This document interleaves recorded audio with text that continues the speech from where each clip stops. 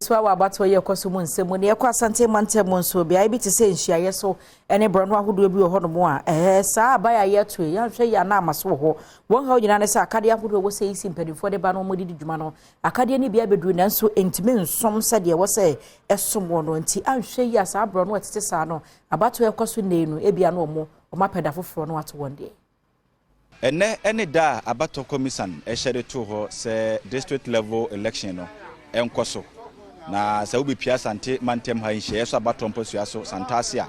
adehye wo ho nya kwan anto abanne na ne nyina ene se omosi omunya nkaebo efiri abato commission ho se omotu akohye ochena na mprempren ma me kasa nwa no menya panyi baako a na wo gina se ye nto no so aba se assembly member baako ha we ni ahobwan de maye bibla ama na aburo so be so kan bible se enjusue pi ne woni petrim be nyankopon de ne begina timi de ma bibia ha menim se nyankopon pe na ama na basa. Okay, eti we ye aspirant baako a wogina ewo Santase electoral area na unit committee member ja no okura microphone yen announcement amankofo atisa aba no enya amaso ewa na enopai mikura meka fo ekura mi bi na mo am announcement say manfo bitima beto aba e dia mame afedi me na mo am me campaign ana say me announcement na me nyane nti o me phone so asa yisi say abato no enya maso ene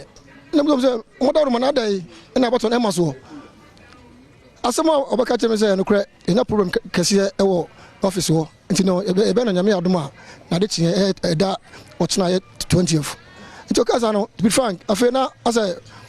my shock na me wo edwumfo ema ne buwa ha enen ka edwada anko munyina nka aja ibi koto aba na enso abato enya amasuma musa ahamo na ya boa ye ho se aba ne ba beto ntia no pe ba ye ne nya ne ntie se enya amaso ba de nyame pe ene wo ye nti nyame ya adoma wo chena yese chena 20th ene beba so nti ye nyina ye be ya ahoboa ya kwa koto aba no ye de asumdua abre ano pa me solia na me dwale na me frɛ ne sɛ me ba no no sɛ jaja na nya amaso eya me apa wan me fa taxi dropping and am the ban fee nam sɛ adenti na amaso agro na wudi ana sɛ mi twa no a ɛka ana mabɔ ana ɛka dia bobi pa because na bibia is kasem on ha sɛ wawo ba na wo topa mpɛsɛ dia bɔ na ko mezo benyini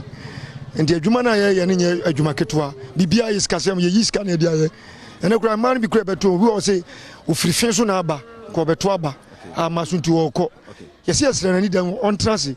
hotel kura be ha manada ade che onko to aba no